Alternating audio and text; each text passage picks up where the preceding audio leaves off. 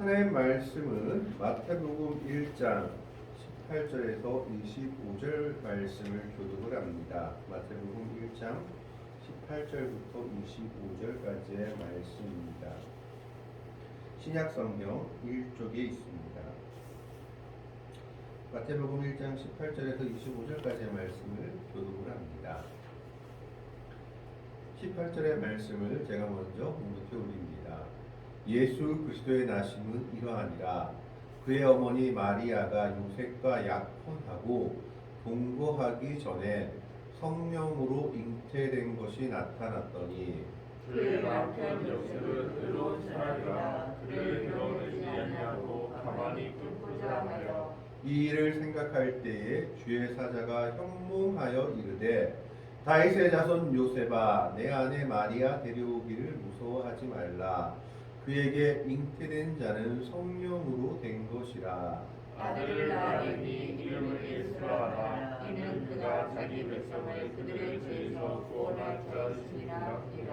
이 모든 일이 된 것은 주께서 선지자로 하신 말씀을 이루려 하심이니 이르시되 보라 처녀가 잉태하여 아들을 낳을 것이요 그의 이름은 임마누엘이라 하셨으니 이를 번역한즉 하나님이 그와 함께 계시다 하니라. 두 절의 말씀을 같이 읽습니다.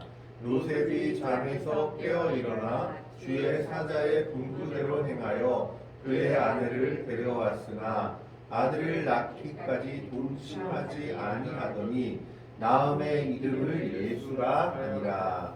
아멘. 오늘 마태복음 1장 18절에서 25절까지는 예수님의 탄생에 관해서 그리고 예수님의 이름에 관해서 이야기하고 있습니다.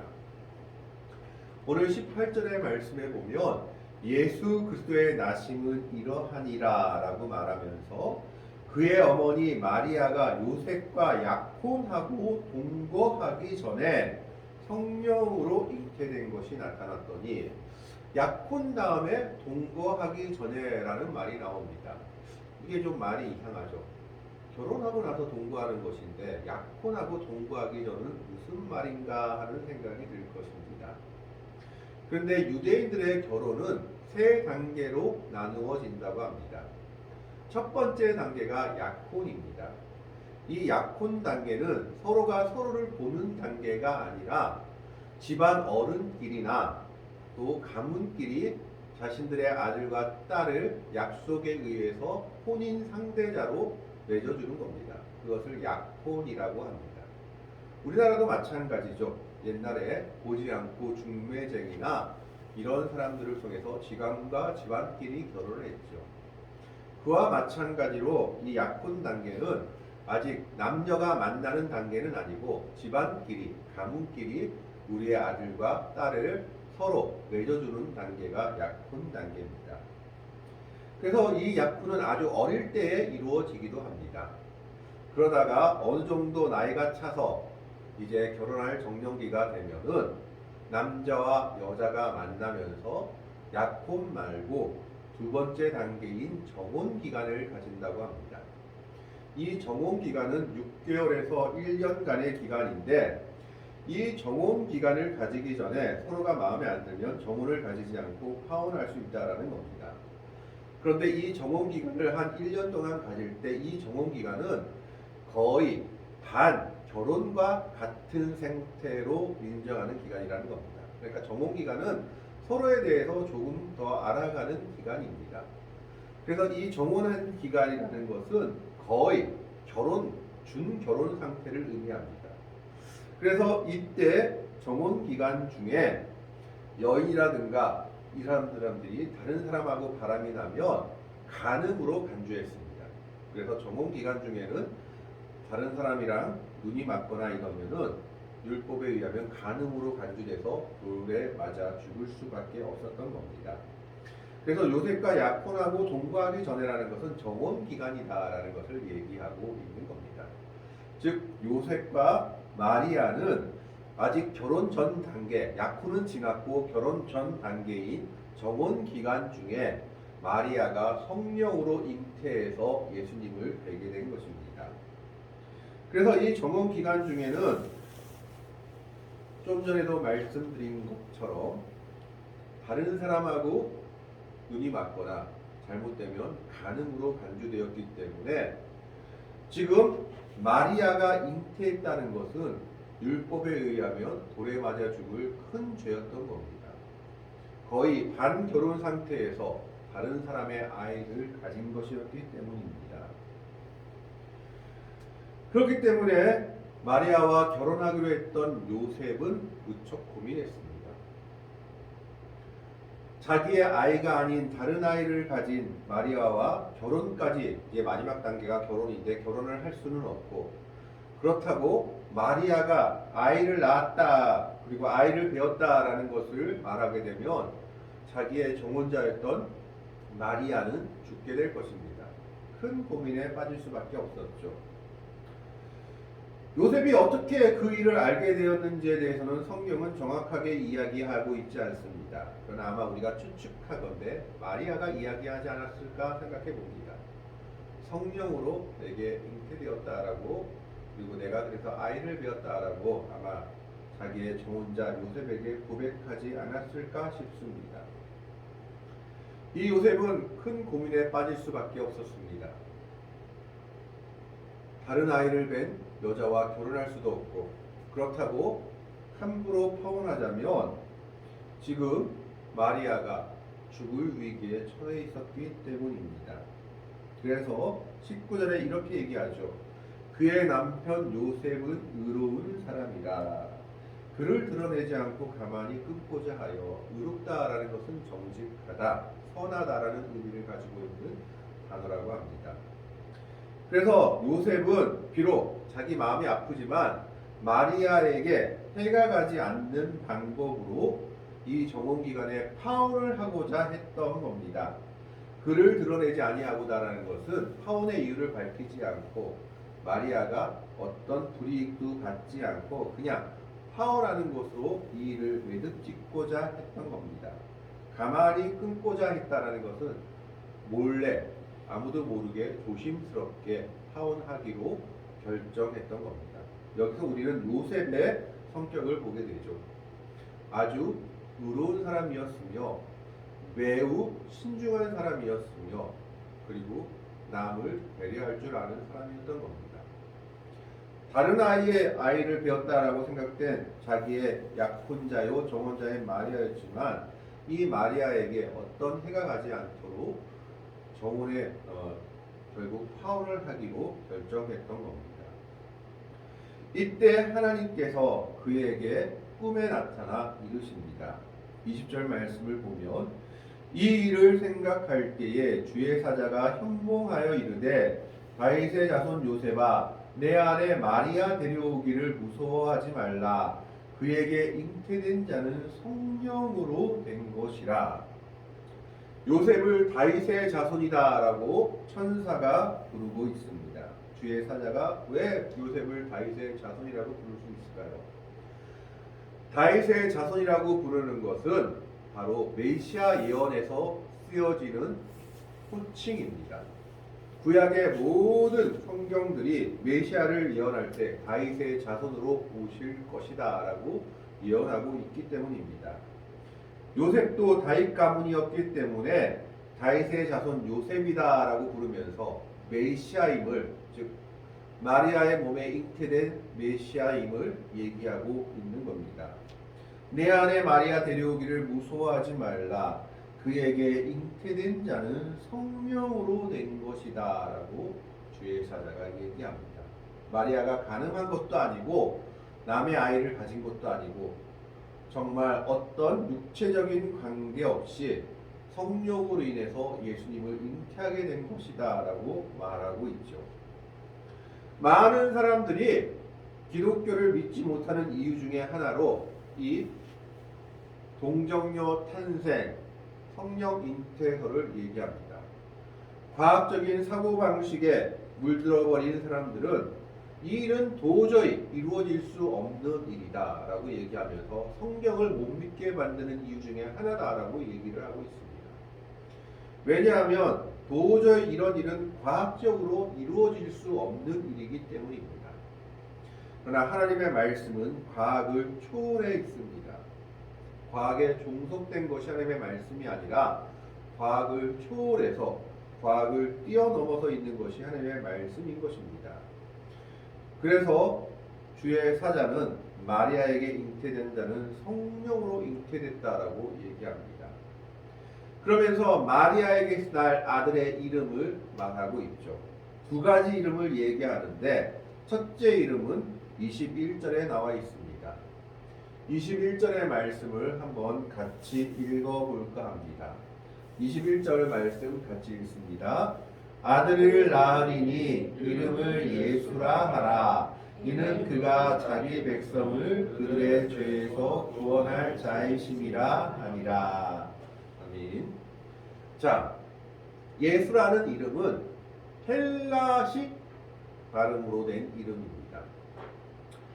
구약 성경에 보면 이 예수라는 이름과 똑같은 의미를 가진 이름이 있습니다. 첫째가 여호수아입니다. 여호수아는 모세의 뒤를 이어서 이스라엘 백성들을 가나안 땅으로 이끌어간 인물입니다. 여호수아라고 말했을 때 이 여호수아, 눈의 아들 호세아라는 이름에서 여호수아로 바뀌었는데 이 여호수아는 히브리식 이름이고 그리고 또 구약의 선지자 중에 호세아라는 이름이 있습니다. 이 호세아라는 이름도 예수라는 이름과 뜻이 완전히 같습니다. 호세아는 아람식 이름이다라고 얘기를 합니다. 어쨌든 여호수아나 호세아나 예수나 다 같은 뜻을 가지고 있는데 예수는 그리스 로마식 발음, 여호수아는 히브리식 발음, 호세아는 아람어 발음이다라고 생각해 볼 수 있겠습니다. 그러면 그 뜻이 무엇이냐? 여호와는 구원이시다라는 것이 바로 그 이름의 뜻입니다. 여호수아, 여호와는 구원이시다. 여호와께서 인도하여 내시다, 여호와께서 구원하시다라는 뜻을 가지고 있는 겁니다. 하나님의 구원을 말하는 것이 바로 예수라는 이름의 뜻이었습니다. 사실 이 예수라는 이름은 그 당시 아주 흔한 이름 중에 하나였다고 합니다. 우리로 말하면 오히려 지금은 조금 드문 이름이 되었지만 철수, 영희 같은 이름 중에 하나였던 것이죠. 그런데 이 예수라는 이름이 왜 특별한 이름이 되었느냐? 그 뒤에 내용 때문입니다. 21절 말씀을 보면 아들을 낳으리니 이름을 예수라 하라. 이는 그가 자기 백성을 그들의 죄에서 구원할 자이심이라 하니라. 예수라는 이름의 뜻에서 구원의 뜻이 있는데 어떤 구원을 하고 있느냐? 자기 백성을 구원한다라고 얘기합니다. 여기서 자기 백성이라는 것은 이스라엘 백성들을 말하는 것이 아니라 예수의 이름을 자기의 소망으로 삼고 예수님을 나의 구주로 삼는 모든 사람들을 얘기하고 있는 겁니다. 세상의 모든 사람들이 아니라 예수님을 나의 구주로 고백하며 예수님을 나의 소망으로 삼는 자들에게 예수님이 와서 하실 일이 무엇이냐? 그들의 죄에서 구원해 주실 것이다 라고 말하고 있습니다. 아담과 하와의 범죄 이후로 모든 사람들은 죄의 굴레에서 벗어나지 못했습니다. 죄의 문제를 해결하지 못했기 때문에 이 땅에서 많은 고난과 아픔을 겪으며 살게 되었고 심지어 죽음 이후에도 죄의 문제가 해결되지 못한 채 영원한 형벌의 나라로 들어갈 수밖에 없는 것이 우리 인생들이었습니다. 그런 인생들에게 소망을 주러 오신 분이 바로 예수님이시다라는 겁니다. 그 소망이 무엇입니까? 하나님의 이름, 예수 그리스도의 이름을 부르는 자에게 구원을 허락하신 겁니다.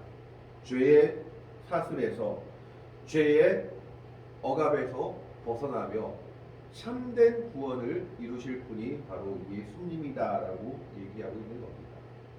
그래서 예수 이름을 소망으로 삼는 자들에게는 영원한 나라가 상급으로 예비되어 있습니다. 우리가 예수의 이름을 부를 때 그분이 나의 소망이요 나의 구원자라고 고백하는 순간 우리는 영원한 형벌의 세계에서 영원한 소망의 나라로 옮겨지게 되는 겁니다. 그것이 예수의 이름의 의미였습니다. 두 번째는 23절에 나와 있습니다. 23절의 말씀을 같이 보겠습니다. 같이 읽습니다. 보라 처녀가 잉태하여 아들을 낳을 것이요 그의 이름은 임마누엘이라 하리라 하셨으니 이를 번역한즉 하나님이 우리와 함께 계시다 함이라. 이것은 이사야 7장 14절의 말씀을 인용한 겁니다.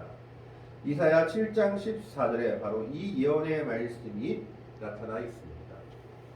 이사야가 이 예언의 말씀을 아하스 왕에게 했는데 이때 아하스 왕에게 이사야가 이 말을 한 이유는 한 가지입니다. 이 말을 한 시기가 언제였냐? 이 예언을 한 시기가 언제였냐면 북이스라엘과 아람 군대가 연합을 해서 남유다를 침공합니다. 아수르를 반대하는 동맹에 남유다가 들지 않자 위협 세력을 제거하기 위해서 북이스라엘과 아람 왕이 협력해서 큰 대군을 가지고 남유다를 침공하기에 이릅니다. 몇십만 명이나 되는 대군이 왔다고 합니다.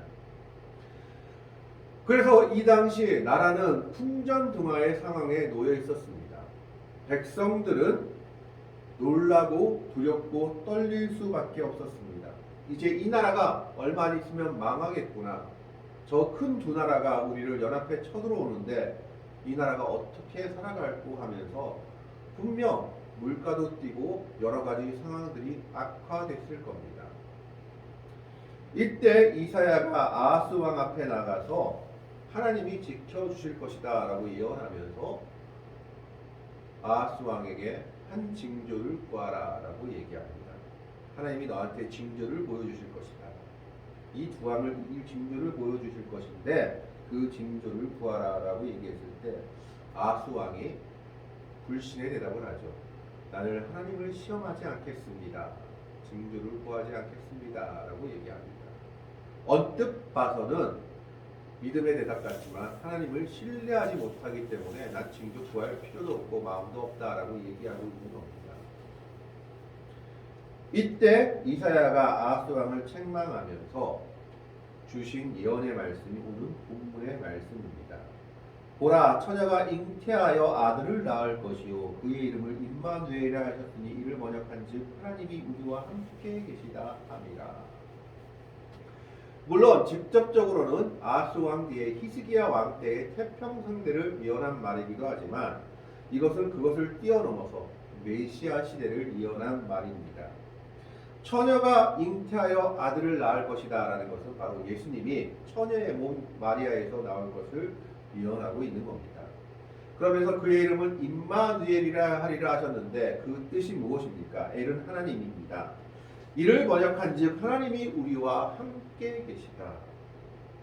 이스라엘 백성들이 소망을 줄 수 없는 그 상황에서 나라가 언제 망할지 모르고 자신들도 언제 포로가 될지 모르는 그 상황에서 두려움과 공포에 사로잡혀 있을 때 이사야는 그들에게 외친 겁니다.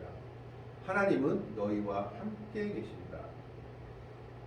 그것이 하나님의 이름이요 하나님의 아들로 메시아로 오실 사람의 이름이다라는 겁니다.